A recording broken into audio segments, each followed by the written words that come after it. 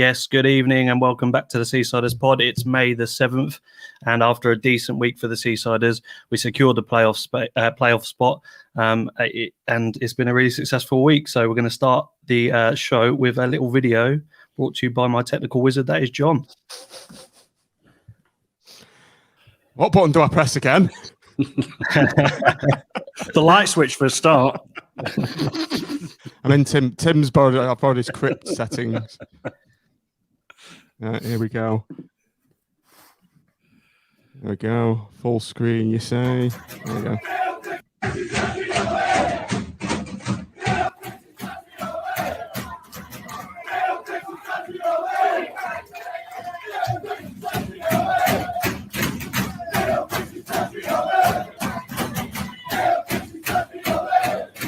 Enough of that. Fantastic video, made me smile, so I thought I'd start the show with that. But good evening all, and first and foremost, welcome back to Sean. How you doing? Yeah, not bad. Do you think that critically video, you know, when your granddad like waves you off when you've been to his house, kind of what it looked like? I enjoyed the tapping of the badge. He was clearly happy with that. But yeah, good to see that, and good to see the fans sort of celebrate with the players as well. And good evening, Matt. A new appearance for you, one to chalk off. But good evening. How you doing? Yeah, I'm good, mate. Yeah, I've got unpaid overtime doing the pod on a Friday. Ridiculous, really. I noticed that he was patting the badge as well in a Klopp-like manner, wasn't he? So I think that's another thing he's obviously brought from Liverpool. Yeah, there were probably the same 100 fans who were slagging him off in October, weren't they? But never mind. It's good to see. Yeah, I'll put my tin hat on for that one. And John, taking a back seat tonight, but it's good to have you on. How you doing? A bit of a headache after sitting in front of a computer monitor all day at work, so I'm taking one. I'm taking one for the team here. So it is a decent week overall, Matt. We'll start with you. Is going back to last Saturday, Northampton's performance. It was a bit of a slow burner, but in the end, we got the important 3 points and 3 goals, which was decent to see. Yeah, I said on the pod on it was Tuesday night when I was on there, and I was having a few beers on the Saturday, so my recollection of the game is a little bit hazy. It has to be said. All I remember it was as comfortable as the beer was being sucked. Really, I don't remember Northampton apart from possibly the first few minutes, maybe causing us, I wouldn't even say trouble, with a small T anyway. And then yeah, it just seemed to be very straightforward after that. Really, so unlike us in a way, but. Yeah, good to get a good solid 3 points and obviously lead us into what was, ultimately a playoff position on Tuesday night. So it was good to see and nice to have a less sort of sweat on the brow away from home for a change. So, against these so-called crapper clubs is what I meant. Yeah, no, for sure. And I think it was important to secure the victory because, like you said, we've struggled in the past against lower league sides. So, Sean and I didn't watch all the game, but it was good to see sort of Jerry Yates end his mini drought as such and get those 2 goals and take him over 20 league goals for the season as well. Yeah, because obviously a bit of a worry, wasn't it, that we weren't exactly creating many chances. We weren't really putting many away either. And when the chances came against Northampton, we took them straight away. I mean, I turned it on in my car in the radio, and the first thing I heard was Kaiser that made it onto the pitch, and I just thought it was going to be one of those days again that we seem to have against these sort of teams. But I mean, as Matt said, Northampton weren't up to much, and to say that was the game they needed to stay up as well. They offered absolutely nothing. You can tell at the League Two really from the start, and it's just getting those convincing wins is what you need to put us where we are now. Obviously, we're in the playoffs.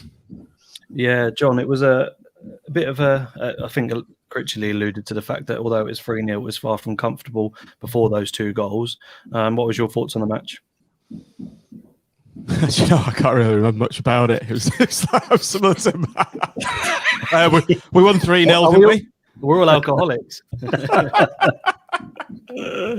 I think my apart from like sort of a shaky start, I think the word I'd use to describe it was we were just comfortable.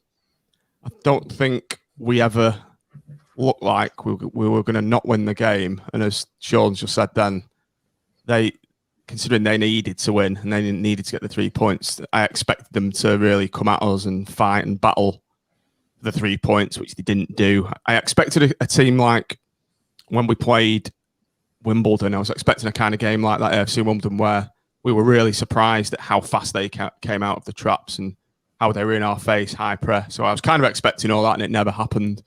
So a team that takes Joe Nuttall on loan, I mean, and so you kind of expect them to be a bit shit, and thankfully it proved to be the case. Yeah, no, they kind of just laid down and accepted what they were going to get relegated, I thought. I mean, Garbutt's goal was, in my opinion, phenomenal, although they said keeper should have done a bit better. I think the way he striked it low and hard, keeper's not really got a chance, and he's been sort of invaluable at those sort of goals, especially like Burton at home, for example, as well. And the last few matches for me with the new system, Garbutt's been amazing. Sean just... Oh, John's gone. Tesco Value Internet.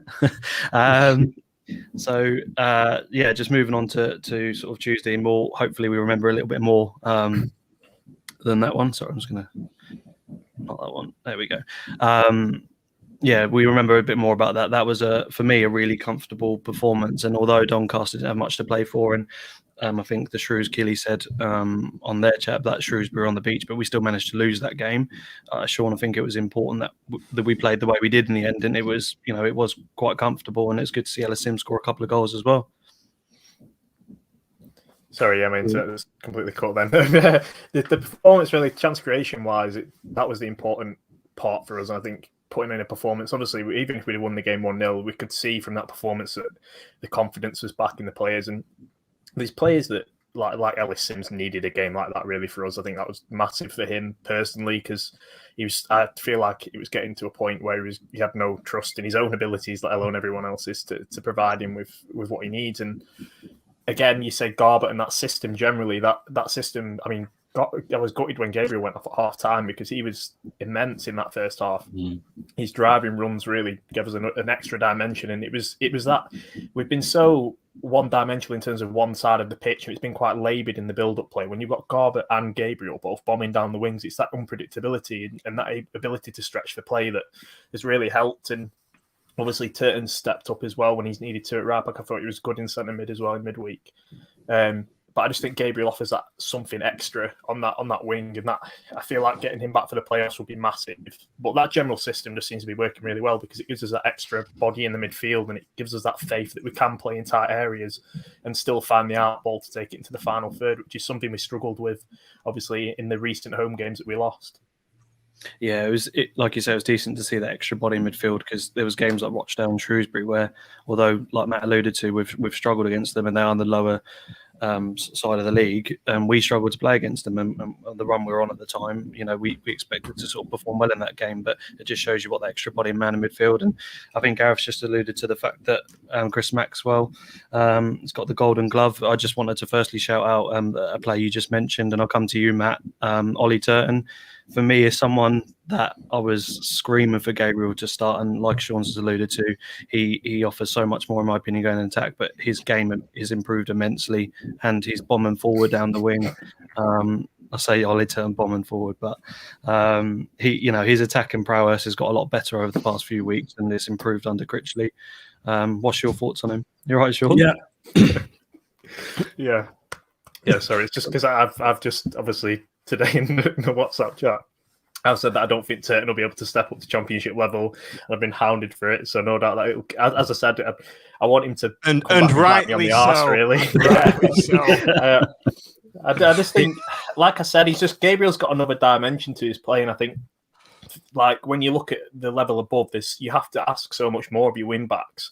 And Turton's been liable of being quite one-dimensional going forward this season, and it's the past couple of games where he's really improved that side of his game. And if he can carry on doing that, then of course he'll be able to make the step up. But just from the whole season as a whole, I just think potentially he's maybe not quite there. But as I say, he's been improving so much recently that you've got to give him the credit where it's due. He's been absolutely superb. Yeah, sorry, I was going to say I think Turton's done immensely well, because he was certainly one of those players at the start of the season that as soon as you saw the name anywhere near the team sheet, quite frankly, a lot of us were like, rolling our eyes and tutting and whatever else, because he hasn't had the best of fan relationship, shall we say? Can I just butt in there, Matt, for 1 second? Go on, mate. Speak for yourselves on that. I was never included in that list. Well, anyone who listens to the back catalogue, same with me having a go at Tim. He was slagging it. Well, he wasn't happy with Chris Maxwell. He was saying Anik's better than Maxwell as well. So yeah, I definitely remember that. I mean, personally, I don't think I've ever really criticised him. I think what the difference is like Sean said, that when you've got, you know, a player like Jordan Gabriel, who, apart from that, you know, aberration of a debut, unfortunately, he's done exceptionally well, and he's more of an athlete. And when you come to a higher level of football, then that's really where the difference you can sort of tell between somebody like Jordan Gabriel, who, let's be honest, he's probably got, I don't know, maybe a tenth, probably even less than that. Gosh, you know, 100th of the games that Ollie Turton has underneath his belt. So, you know, he's very new to the game, full stop. And but I'm not taking anything away from Ollie. I think he's been brilliant this year. I really do. I think he's proved to him at this particular level, remains to be seen if we go up and get to a higher level, of course. But at this particular level, he's not just a right back, is he? He can play in midfield. He can play at centre half if push came to shove.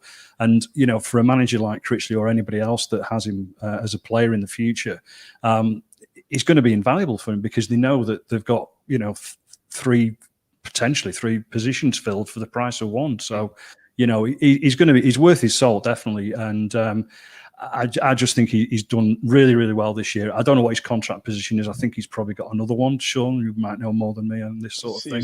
He was on a 1-year deal, weren't he, at the start of the season? So he'll be out of contract in the summer. Right. So. He probably got. I did write a blog on it, but I've forgotten about it. You've specifically. That's what this does. You've specifically written on this topic. That was 2 months ago, John. You didn't air it until a couple of weeks ago. That was at the start of the season, wasn't it? I was making it. Yeah, it was. Not far off, yeah. It was about September, wasn't it, or something? No, I couldn't remember whether he was out of contract, whether we were off. I think we were offering a 1-deal extension, possibly. I think it's a 1-deal extension. Shall I go and look at the seasiderspodcast.co.uk? Please, yeah, if you could. Remind me what I wrote. Clarify this situation. And then... and then see what I can actually remember. That would be really useful. Thanks. But what I'm saying is, if he's going to get offered another contract with us, I think it only might happen if we're not in the Championship. You know, I think we can look bigger. You've predicted 1 + 1 year deal offered to all three: Matt, Ollie Turton, Luke Garbutt, and James Husband, all out of contract. Just to add something just very quickly, something's popped into my head. Do you think there's I know he's had a brilliant season, Ollie Turton, this year. Do you not think that a lot of fans have not downers on him, but you know, he wasn't perceived as a very good player at the start of the season? And I think it's perhaps because he's a hangover from the Oyston days. He's the kind of the last member. When I think of Ollie Turton, I close my eyes and think of him. I can think of that Village Idiot shirt, you know, with the pinstripes. And I think subliminally, some people are just associating those two, you know, I think, rather than taking an objective view on his game. Yeah, I think for me, like I said, and Sean's been saying it as well, when he started, we didn't want it, did we? So therefore, we kind of didn't want him in the starting lineup at all. But I think he's done himself, you know, all the favours under the sun this year. And Sean probably doesn't think he's played as well as I think he's played. But for me, when I doubted him where he played, and it just shows you how Critchley sort of is loyal to him as well, for him to then step up and put him into centre mid. He trusts him, and it's really good to see. And even if we do go up, I think he'll be an important part of a squad, like when you play cup games or if you go on a little run, or if you need that bit of experience to come on at 70, 80 minutes, and he's certainly going to be good enough, in my personal opinion. If you offer me a different replacement, it's a different story. But right now, even if we did go up, I'd definitely keep him for another year. Yeah, I think that stabilisation year is in the Championship. So you go up, you want that stabilisation year. You're having a player with that versatility. When the squad depths are going to be as they are, then that helps. And obviously, you do still want to have these players hanging over. If you think of the loanees that then aren't going to be probably with us next season, having that core that have remained from the promotion season is what you need as well. So I imagine that Turton's a big help in the dressing room as an experienced player as well. And you want a few of those heads around. And I mean, at the end of the day, I trust Turton defensively and things. It's more just Gabriel's come in and been so dynamic, and you can tell if we want to be a forward-facing, forward-thinking side, you can't have a player like Turton playing wing back in the Championship, because it just doesn't work. You have to take up the levels. Do you not think we'd be more successful playing Turton as a? I know it depends what system.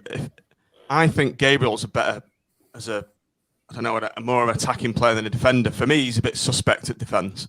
and ultimately you're there to stop goals as a defender. That's your main role in the team. I think that's overawed. That the idea that Gabriel is suspect defensively. I think it was as you were saying about the hangover. Oh, not suspect. Then I'll say he's not as. He's just lesser than Turton at defensive duties. But again, I think that's.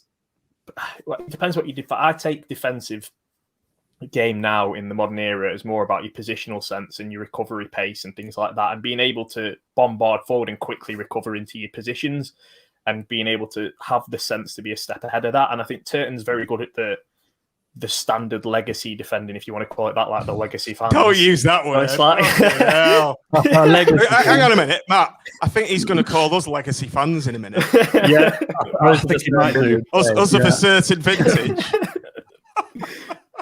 But it's how far we want to aspire, isn't it, at the end of the day? And I think the club will probably have a mantra of 27, 28-year-olds only get a 1-year deal rolling. And then you're replacing them with 23, 24-year-olds as quickly as possible. And I think that's going to be how the club operates. And it's kind of like, you're probably not going to see many of these players stick around into their 30s. Because I know someone was saying, would he get like a 3-year deal? I just couldn't see it, because I don't think we'll keep players around in their 30s, especially if they're not offering a transfer value to us. I think that's how we're going to operate going forward. Brutal. Just a quick question. This came in above. Just Gareth's put in, just very quickly. This is one's for Sean. Tom, just quickly, can you read out Dan BFC's comment now we're done with Turton? Because I think it deserves a bit of airtime. Yeah, Turton's done everything this season. When the games are done, I've got some pointing I need to do, and I'm hoping he can help. And he'd be brilliant at it. I guarantee it. He'd be superb.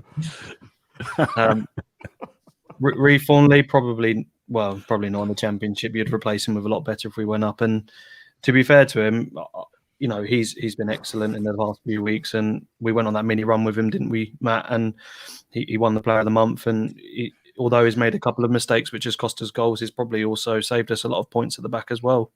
Yeah, it's a funny one, isn't it? It might, depending on what the club's position is next year, it might be almost a bit of a, I'm being a bit sort of businesslike and a bit ruthless. It might be a bit of a win-win situation for the club.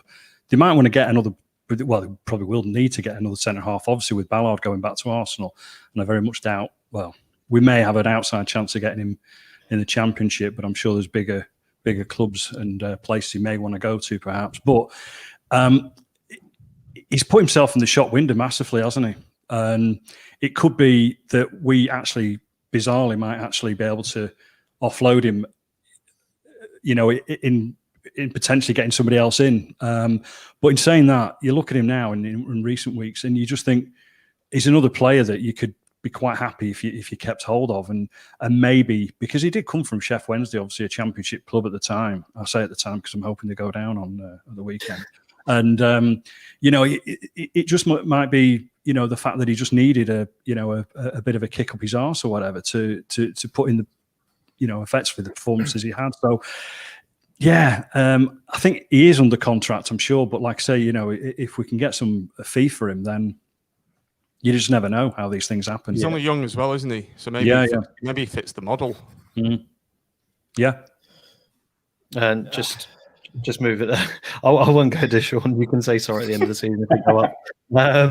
But yeah, just moving on. Just my other sort of big shout out was obviously to Chris Maxwell. 21 clean sheets this season with some incredible saves throughout the season, and slightly worse than Jack Hannock, but he's done all right for us, hasn't he? So he's going to pick up the Golden Glove on Sunday, and he's just been outstanding. And there's not much negative to say against him. A lot of the odd corner, as Tim said, is a bit dodgy on, but overall the saves he's made from Oxford at home to sort of MK Dons away, like we saw on the preview show, he's been immense this season, hasn't he, John? Absolutely incredible performance throughout the season from Maxwell. The big thing for me with him is you just feel assured when he's coming for crosses, B, when he's coming out, playing the ball out, and C, shot stopping. And even with penalties, you fancy him to save them. And people say he's the best keeper we've had since Matt Gilks. I'll go on better than that, and I'll say he's better than Matt Gilks. I think his all-round game was better. Right, Matt Gilks got to the Premier League, but I think Gilks was suspect at crosses at times, whereas Maxwell isn't. And do you know, I'd actually go to say he's probably the best keeper I've ever seen at Blackpool in my Wow. Maxwell several years. There's no one in the 80s or 90s, Matt, really, that kind of stands out. They were just Steve Banks, perhaps. But what a season he's had, and he's a great influence on the team, being a captain and a leader. So you can't ask anything more from him. He's right up there with a player of the season for me. I was just thinking about this in the car on the way down. It was Jerry Yates or Maxwell for me. Player of the season. I thought you were going to say Tony Craig was the best keeper you've seen. We've done that worst 11, Matt, haven't we? Yeah. Craig featured on there. Les Poblicomi, wasn't it? The Australian. Matt, your thoughts on sort of quickly summarising how your feelings are on Maxwell this season? Yeah, he's crikey. I mean, he's like Mr. Reliable, isn't he? You just know that he's rarely got a mistake in him, really. I mean, for a guy who's not the traditional sort of 6'3" goalkeeper, but he seems to command his box well, crossing, taking crosses. What he's obviously good at is he's improved on him massively. It seems is distribution. He's good with his feet. He's comfortable when the back passes happen, and even if occasionally Jordan Thornley hit heavy to him, he can control it and just give the back 4 or 5, whatever we're playing, all the confidence that they need. So yeah, he's a quality keeper, and he used to be from Preston, but he's all right now, isn't he? Sean, you're at the game, so you see a lot more of him. You sent me a message today when I asked your opinion of him. You said some sort of valid points. So what did you say about Maxwell? Yeah, he's the loudest player on the pitch. I thought, like last week, I made a comment that obviously Andy Butler's their manager, and literally still Maxwell was the loudest player on the park against Doncaster. He's just constantly organising the defence, or he's encouraging people to press intensity-wise and stuff. But that Sunderland game was ridiculous. I mean, the amount of last-ditch saves that he made, we basically caved. The last 10 minutes, our defence had completely caved. We were on our feet, and Maxwell was pulling off save after save, and it got to the 90th minute, and the additional minutes came up, and I wasn't even worried, just purely because of how he was performing. And I mean, I was, when he came in, it just seems to be one of those players that it's the perfect team at the perfect time, because he had a terrible spell at Hibs. He couldn't get in the team at Preston. It looked as if it was sort of his last chance, really, his career-wise, in terms of being a first-choice goalkeeper. But he just suits everything we do, whether it's distribution from the back, whether it's organisationally in shot stopping's improved tenfold since the rest of the season. He's potentially a tiny bit suspect sometimes when he is coming for crosses. I know John said he wasn't, but I've seen a couple of times where he's kind of been knocked off a couple of times, but that's such a limited, tiny speck of what he's been, and he's easily the best keeper that I've seen at this club. Easily the best keeper in the division. Don't know where Lee Burge came from in that team of the season. That was the most ridiculous thing I've ever seen. And we, at the end of the day, feel free, because then we'll keep him next season and he'll showcase himself a division above, because he'll step up with ease. Yeah, if anything, he'll suit the Championship a little bit more, won't he? I think. It's no errors leading to goals this season as well. So he's not been at fault for literally any goals that we've conceded this season. That says a lot, considering those Lee Burges at 2, especially the game against us. So thanks for that. So just moving on. So congratulations, Maxwell. Turning point of the season. Don't want to spend too long on this because we've got a few things to go through. But I'll come to you first, Matt. For you, I know we've had such a long season due to COVID and things, but at what point did you probably say we're onto something here, or we're not going to be as bad as we initially thought? So after that start, not necessarily results wise, because you think we won a couple of the first few, but we were playing absolutely poorly. I remember Wimbledon away, we just did nothing until CJ sort of had those chances at the end, etc. So where for you in the season was a turning point? Apart from, me and John have mentioned this in the past, apart from when Neil Critchley listened to the pod on numerous occasions. For I know what you're going to say. No, I was listening back to the podcast we did post Charlton at home when we lost 1-0. And one of us mentioned that we'd signed this lad from Barnsley and he wasn't quite match fit, and we'll just have to see what he brings. And I think when Kenny Dougal came in, for me, that was the turning point of the season. We just started then to build what we've been missing, which we'd mentioned again in the pod on the Saturdays, is the spine of the team. And we got Ballard in inexperienced. Ekpiteta was just sort of growing into his role. But when we brought Dougal in, I thought that made a massive difference to us. So it wasn't necessarily a moment, but it was the fact that he came in and he sort of stamped his authority pretty much the second that he came on the pitch. And then there was, the oil tanker was starting to turn in the right direction from there on, I thought. Dougal signed when we played Crewe. It was the day we played Crewe. I remember sitting down. The last signing of the window was this beach blonde geezer that no one's ever seen before, and not really anyone sort of opinions on him. But I completely agree. He added that bit of sort of spice to the midfield, and him and Medine certainly added that bit of experience we needed desperately, and he helped us move along. So over to you, Sean. It's been, like I said, a long season. There's been loads of results, but any game or player that stands out for you, that was your turning point in our season? Yeah, I had a couple to think of, and then I came down to the Ipswich away game. I'd pointed out like Burton away, Portsmouth at home, Sunderland away, obviously, as well. But that Ipswich away game, I think, was a really key turning point because we kept going on runs and thinking, right, this is going to be this game where we kick on now against a side like Ipswich, or a side that we're going to come up against later at the end of the season. And we fell completely flat, and you were just thinking that's going to be the theme for the rest of the season. Now we're going to keep going on a little run, then we'll lose a game, lose our momentum. And then obviously from that game, we didn't lose. We just kept going and going relentlessly. And it was that Portsmouth away game and then the Charlton away game, 2 games in a row where we absolutely blitzed them both. And that was where you were like, right, we've really stepped up now. We've taken that next step that we needed to do. We look convincing. We look like we're composed and confident in what we're doing.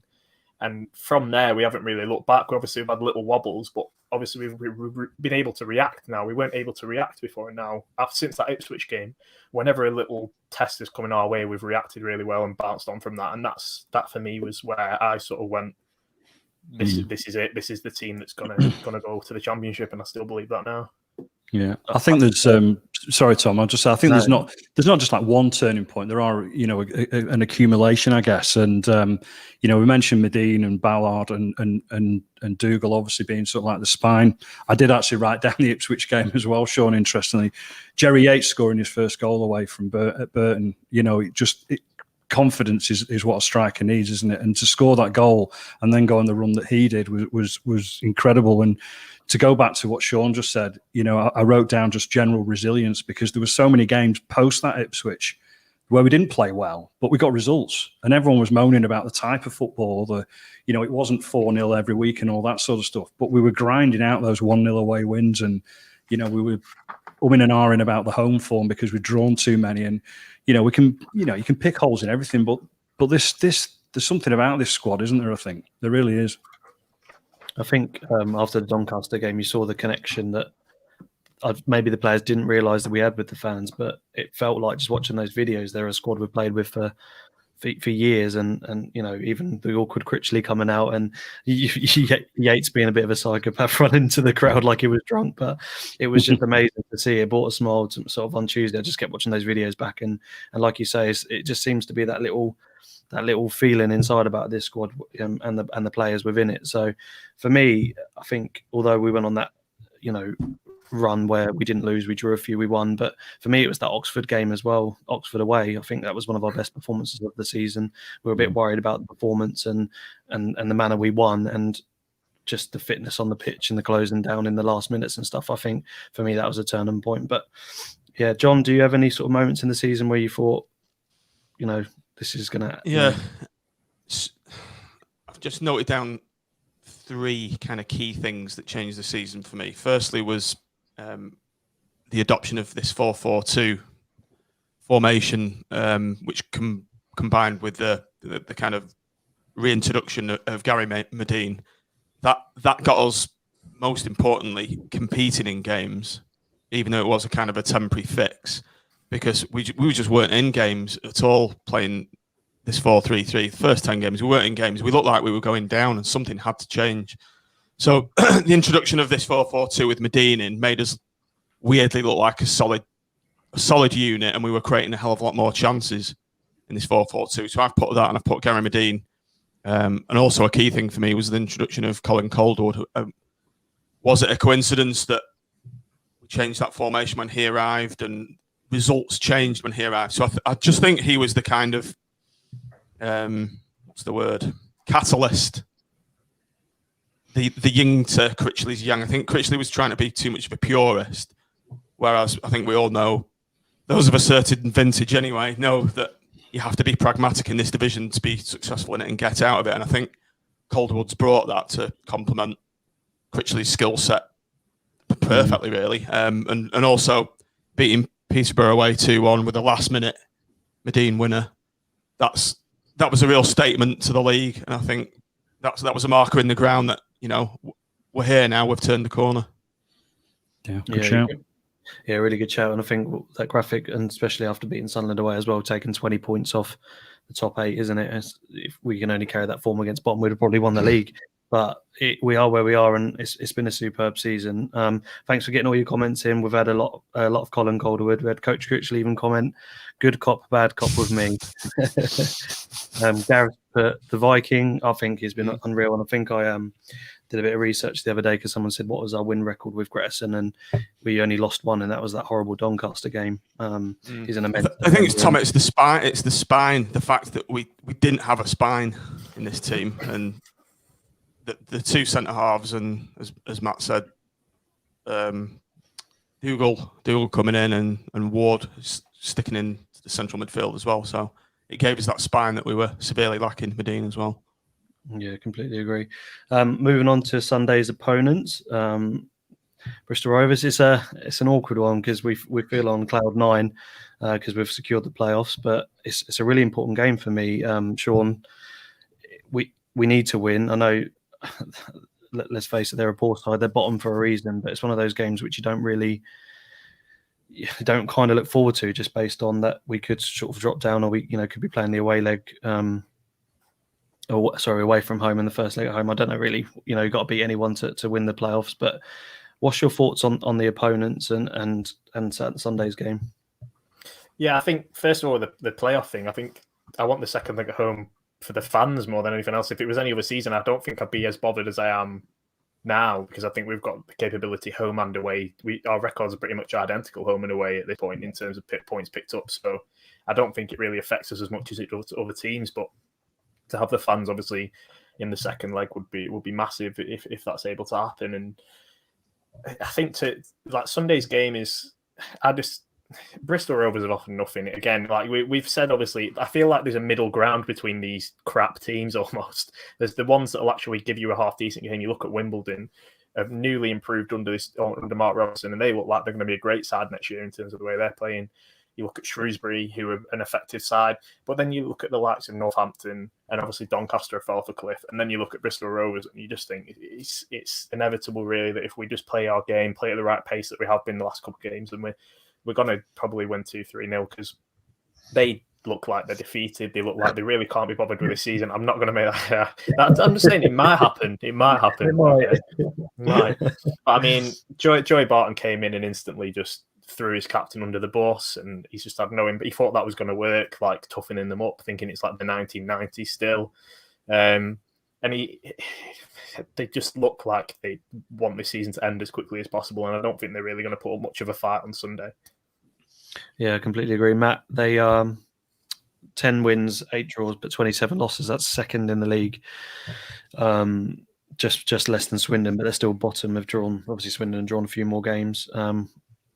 But what kind of game do you expect from Sunday? Do you expect him to play sort of his unused sort of players to give him a chance or give him a look because it's last game of the season, or do you think he's going to go onto the pitch and fight for the win and try to stop us winning?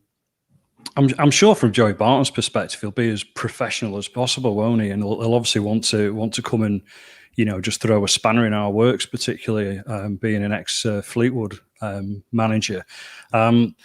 A lot comes down to their personalities of players, really, because some of them, I know hardly anybody can get on a beach these days, but they could be on a beach and they might not like Joey Barton, so they just think, oh, sod it, if I just get through these 90 minutes, then that's it, I'll never see him again, because players could be out of contract or move on, and that sort of attitude can really bring them down, and maybe that's a contributing factor as to why the bottom of the league, who knows. But I would imagine what will probably happen is they'll do pretty much what Doncaster did on Tuesday.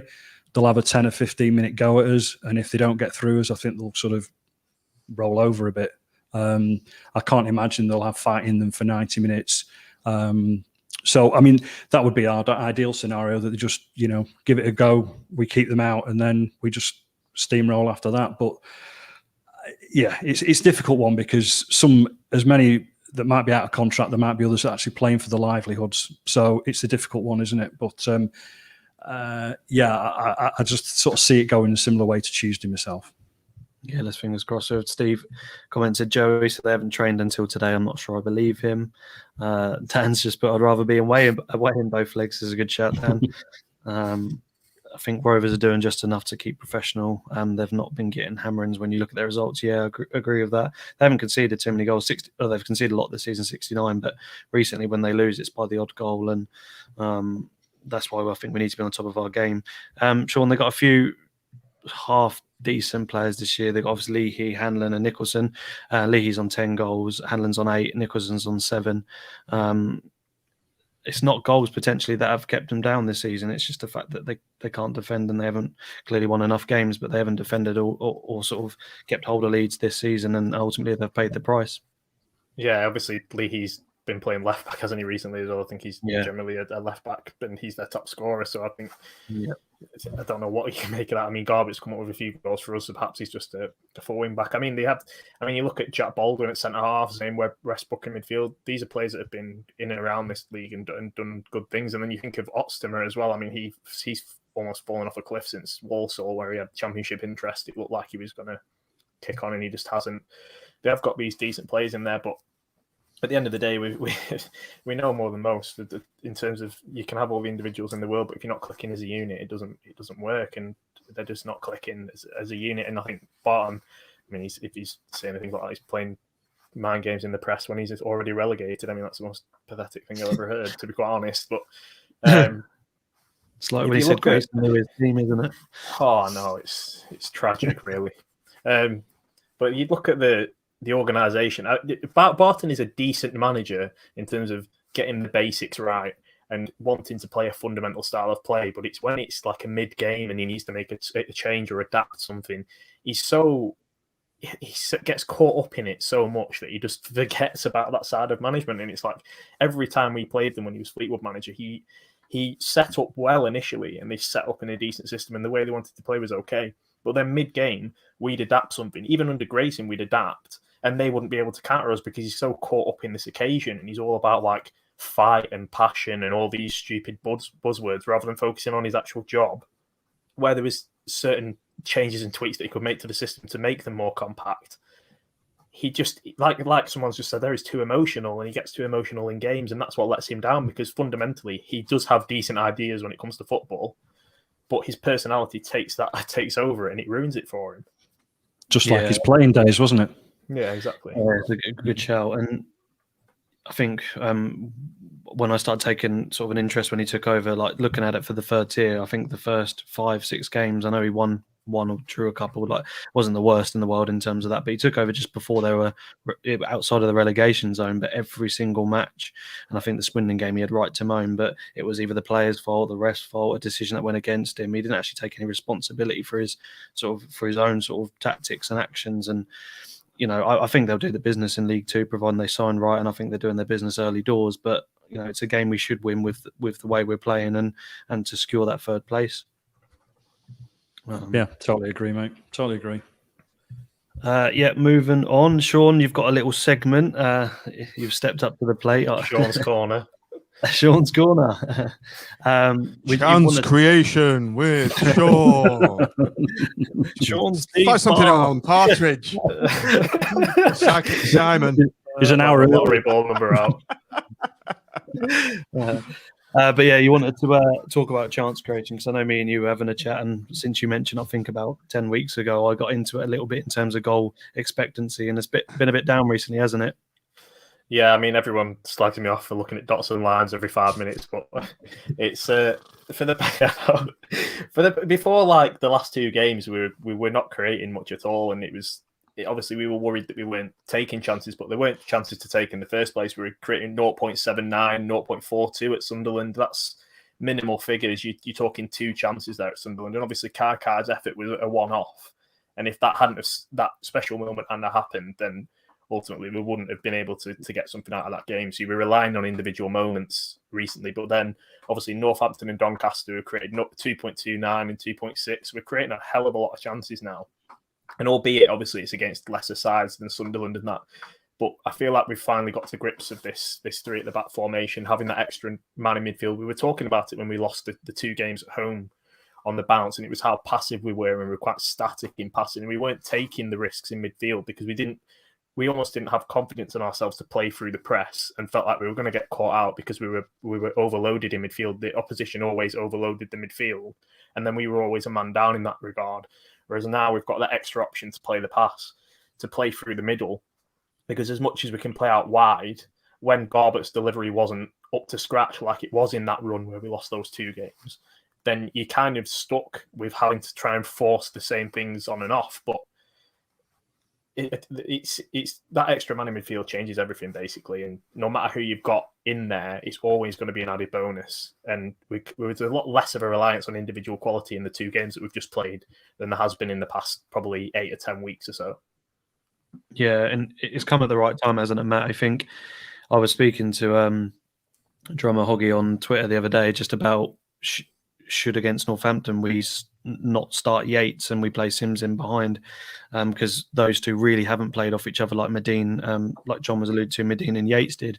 But we saw with the extra man midfield, we started playing the ball, like Sean said, through the middle a little bit, and that goal came from a Yates flick on and Sims going in behind, and it was say a lucky finish, but it's got on target, as Tim would say, and it's gone in the net, and we've reaped the benefits of that, and it's good to see those 2 link up. Yeah, it's interesting, this chance creation type of stuff, really, because obviously there's World Cups been won by Italy or whatever that have created like 1 chance a game, haven't they? And that's sort of like an argument, I suppose, against it, really. But ultimately, by the law of averages, isn't it, really? The more chances you create, the more goals you're going to score. It's as simple as that, I guess. But we've been very lucky this year in that we've got, players like Sims, Medine and Yates, albeit obviously Jerry Yates in particular has scored his 20 goals. I don't know how many chances he's had, but he can literally take the 1 chance that comes to him on a game by game basis. So we've been incredibly lucky that we're not relying on a striker up front who needs 10 chances a game to actually put 1 away. So it's interesting that I'm thinking ahead now in terms of the playoffs and how we'll set up against those teams, whoever it might be. Will we stick to this sort of 3-5-2 or 5-3-2, whatever you want to call it, or will we go back to a bit more of a conservative sort of approach? I'm not so sure. I wouldn't like to play 3-5-2 necessarily with Aidan McGeady against us. Perhaps I think he'll find the space behind the wing backs, but that I think that'll. I'm not Neil Critchley. I don't have to necessarily worry about that. But I can see obviously how we've massively improved over the last couple of 3 games in terms of the creation by using this particular system, most definitely. Yeah, I think, it's funny you say that, but are we going to create more chances in a team that's going to come and attack us and it'll leave more space? But like you said, that's not a headache to have, but it's certainly a good one with players coming back. But we'll move on because we're getting short of time. I forgot what was next. Possible teams in the playoffs. It's a good segue from Matt said. We don't know what kind of system we want to play. So if we secure 3rd, it looks like we're going to get one of Portsmouth, Charlton or Oxford. Sean, do you think Pompey will do the business on Sunday? I'm not sure. I feel like he said when he first came in, Danny Cowley, and I really sort of worried for him at that point that Kenny Jackett had been someone who rests their players a lot, and he didn't believe in that, and he didn't believe in this sort of rotational play, and you play your best players all the time, week in, week out, and he's kind of blown the arse out of the front 4 that have brought Pompey so much success, and now you get into the back end of the season and they're starting to wobble a bit. And I think the team for me that have got the momentum the most is Charlton, and I feel like they could potentially cause an upset, get into the playoffs on the final day. I would love to have Pompey in the playoffs. I feel like out of Pompey, Oxford and Charlton, they're the weakest right now, and I feel like they will be in the playoffs as well. But at the end of the day, it's similar to Sunderland, where they're also kind of on a bit of a bad run and a bad patch at the moment, but they have that individual quality on the day. You only need 1 chance and it's going to be in the back of the net sometimes with some of these players like John Marcus, Ronan Curtis, these types of players, and the same for Sunderland. And I think, yeah, it's an interesting one with Portsmouth, but I can see them falling out potentially on the final day. When you look at the teams, I can't see Charlton getting a result against Hull. I just can't see it. I can, based on the fact they've already won the league. They've already won the league, and they might give players, I don't know, maybe the afternoon off to and give the youth. I don't. It's one of them ones where Charlton just beat Lincoln 3-1. They rested 4 or 5 players, but they're going to want to win more than anything. And Charlton have pulled a couple of good results. They beat Sunderland as well out of the bag this season, and I think Hull might be a little bit on a hangover. And it wouldn't be a shock just based on the fact that Hull have won the league already, but they are a decent side and they probably want to win as well, just to add those 3 points to their tally. So who are Pompey playing last game? Accrington again. And it was Skin. It was sorry. Oxford are playing Burton as well, aren't they? So that's not a. I mean, you can see all 3 winning, can't you? You can, yeah. Potentially, yeah. But you. Sorry, Tom, go on, mate. No, I said that, but you also probably wouldn't be surprised if any of them slipped up. Accrington have done it to so many teams this season. Portsmouth played them a couple of weeks back, went 3-2 up in the 92nd minute, and then they went back and the Marquis put after scoring the third goal, he scored an own goal for the 3-3. So that's the reason they're in this position now. That dropped points. So it's going to be interesting. Obviously, I'd rather be in our position than theirs because it's Pompey's to lose, whether they get that sort of nervous tension. Yeah. But I mean, pressure's a thing that you can't account for. And I know there's no fans in the ground, but, there's still obviously in communication with what's happening elsewhere. In fact, probably easier than in normal times. And, that could make a big difference as well. I mean, Hull are really, really good away from home. And you do wonder whether there'll be resting players, as you say, or whether they'll just want to go out with a big bang and say, puff the chests out, we are the top dog sort of thing. And, when we don't give a shit, we're going to roll over you. Don't care what your aspirations are, Charlton. It could be that, or it could be completely the opposite. I've got a funny feeling about Oxford. I don't know why. I just got a feeling that they'll win. And I think Accrington might upset the apple cart a bit at Portsmouth. But obviously it's for them to worry about, fortunately. Like you say, we're just waiting to see what happens with those 3. John Ford's just put a fear any Nigel Adkins team. But John, we've always had the upper hand on Nigel Adkins teams over the years, particularly with Scunthorpe. We were definitely their bogey side whenever we used to play them. So whether that comes into it or not, who knows? But yeah, be interesting nonetheless. Yeah, say we watch our game, but with a side eye on that, but let you get our job done first. We need to finish third ourselves. When you look at when the other teams involved, you look at Sunderland, we know the quality they've got, and as Sean's alluded to, in some respects, or we were lucky to win that second game, especially, and the first when McGeady's shot off the post and one cleared off the line. But we did it as a team, and that's the reason we're third. But you look at McGeady, Wyke.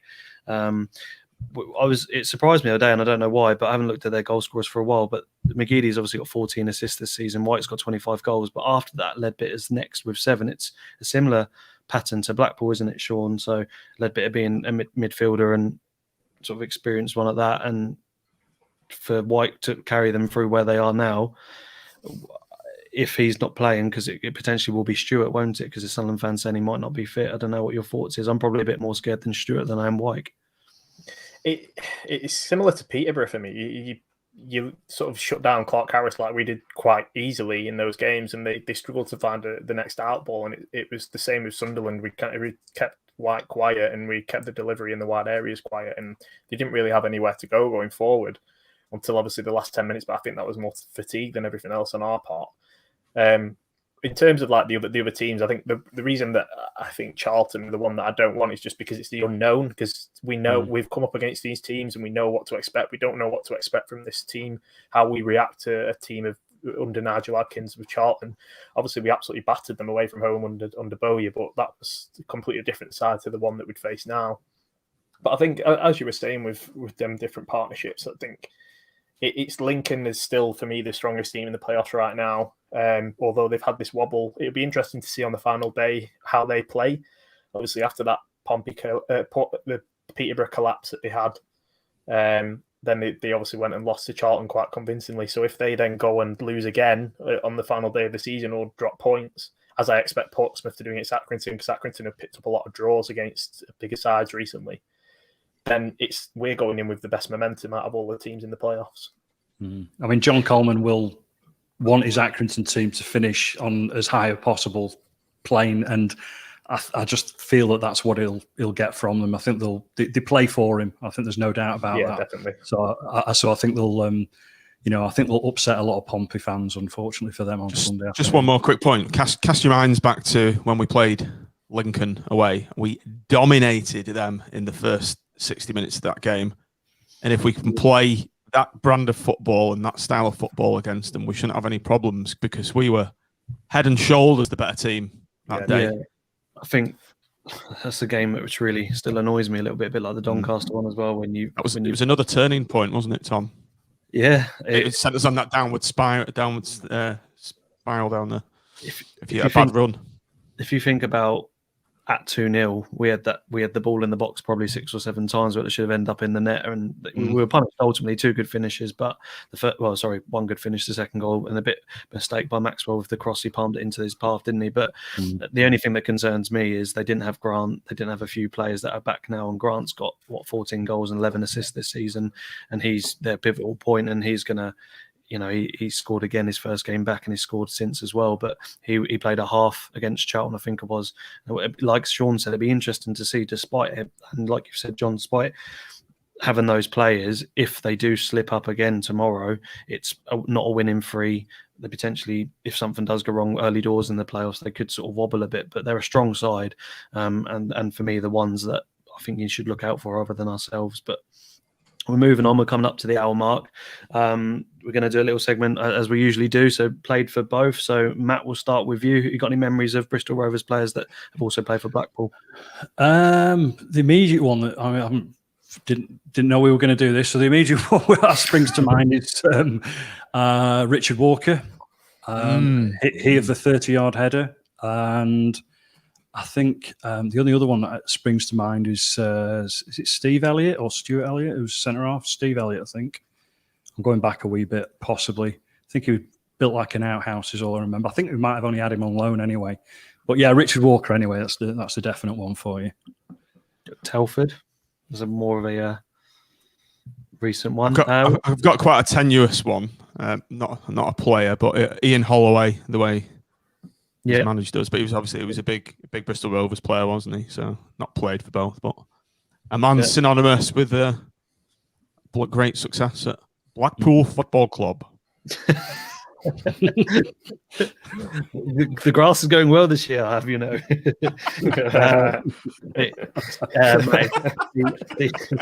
Steve Elliott. Come on, listeners, viewers, help us out. Come on, Blackpool. Blackpool. There must be some more. Ricky Lambert. Ricky Lambert. Yeah. Oh yeah. I'm trying to think now. Did Mel Capleton play for Bristol Rovers, or I've just made that up completely? I'm really clutching at straws here. I only remember Mel Capleton having a fag with us in Rotherham away. He said, "Jump in." He jumped into the terraces. Said, "Hide me, lads, while I'm having a fag, so the gaffer doesn't see me." This was our reserve goalkeeper. Unreal. He must have been a bit of an addict to not go an hour. Lee Jones, is that the goalie? Yeah, he was decent. He was a good player. Must be more. There's not actually that many. Unusually, there's when you think of all the other clubs in the country, you can probably reel off 4 or 5 quite easily. But yeah, they obviously don't fancy the Bristol Air for whatever reason. Blackpool players. Oh, we'll go to score predictions and team predictions. Then, guys, get your comments in now. The teams, I'll try and read out as many as possible. We're going to start with who should we go with? Let's go with Matt. We'll go with your team because I found it quite interesting because I think we'll make a few changes, but you're going to go with quite a strong team. Sorry about the graphics, guys. It doesn't fill the screen, but you've gone with Maxwell, Gabriel, Ballard, Thornley, Husband, Garbutt, Stewart, Dougal, Embleton, Sims, and Jerry Yates. So, Ollie, is that the same 11? Yeah.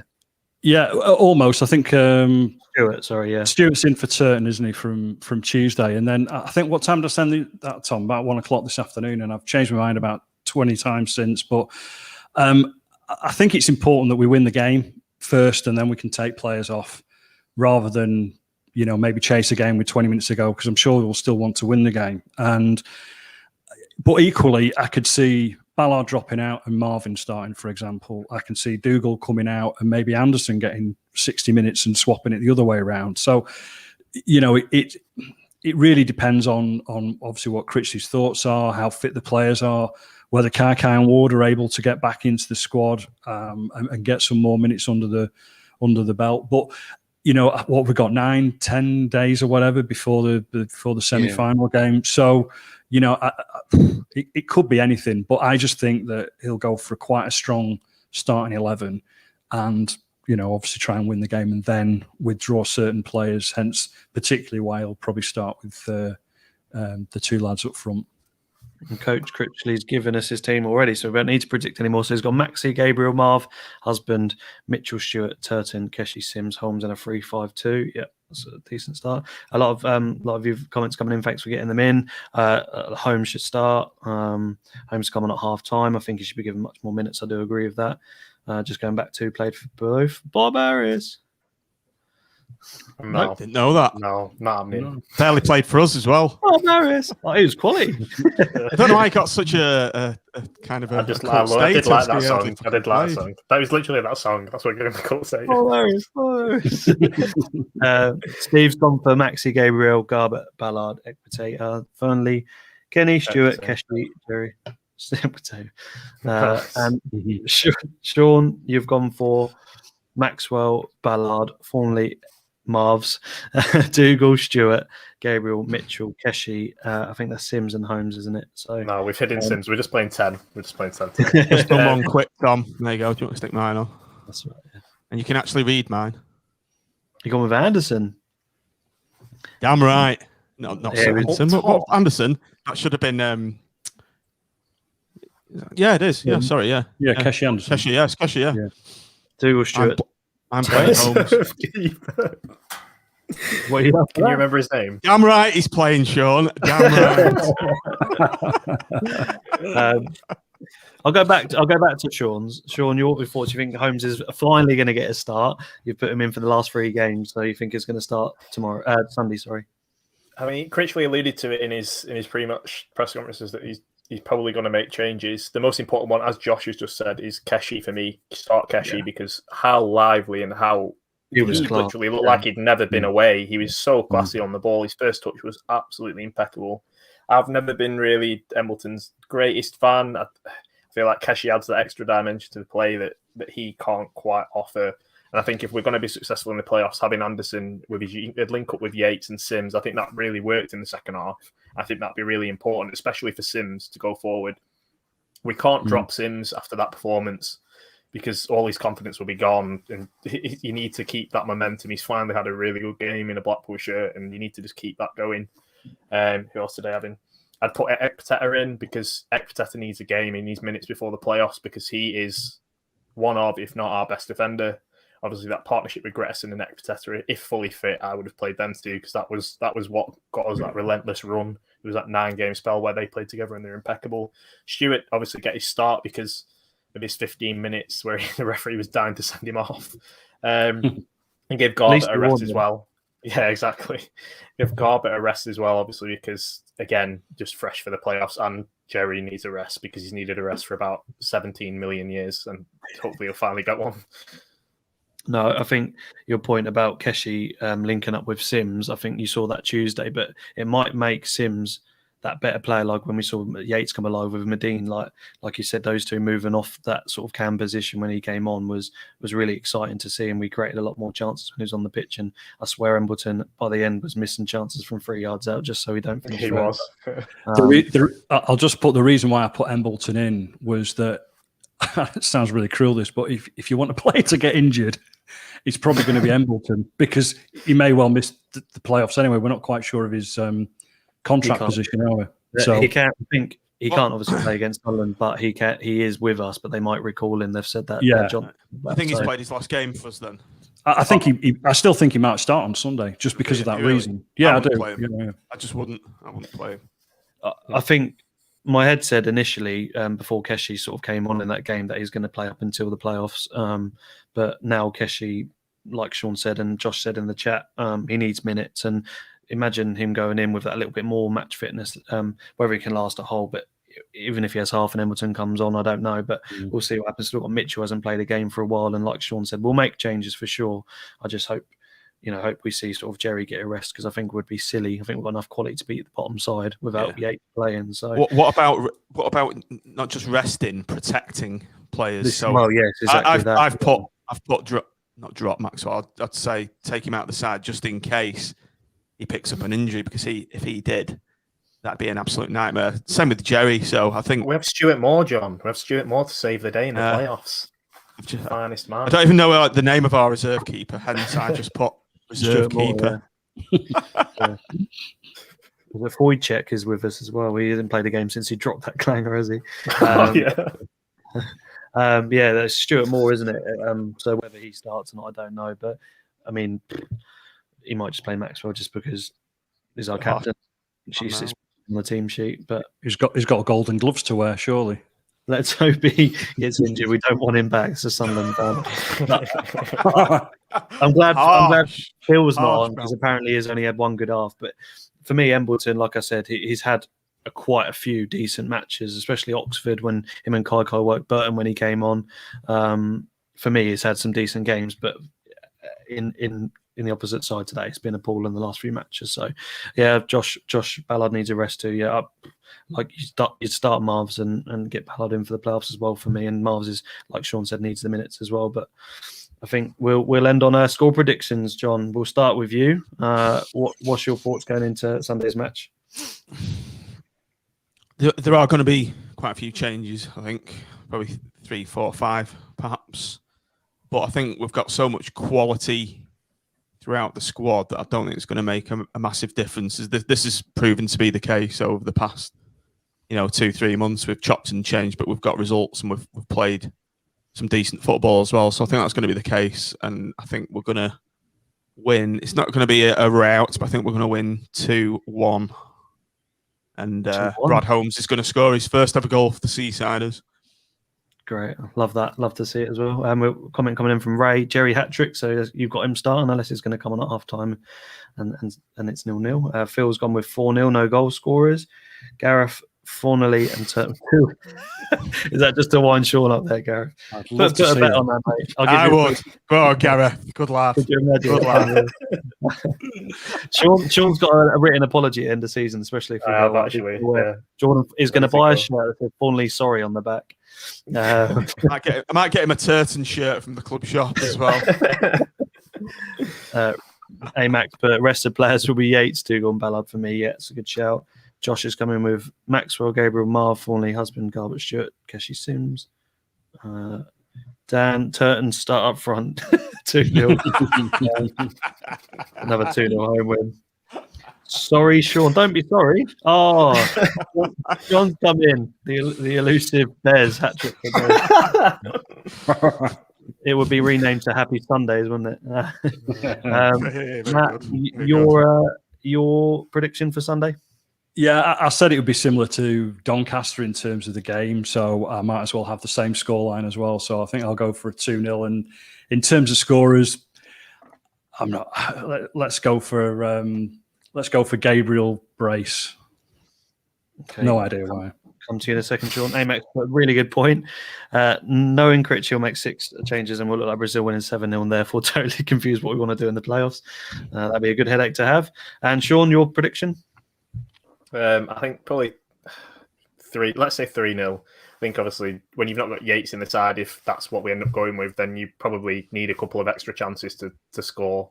But ultimately, if we can't sort of see off a side like Bristol Rovers without him, then we shouldn't be in the playoffs in the first place. So there's a lot of players in there as well. That's hard. What was that story? What did he say? I said if we can't brush aside a side like Bristol Rovers without Yates, then we shouldn't be in the playoffs in the first place.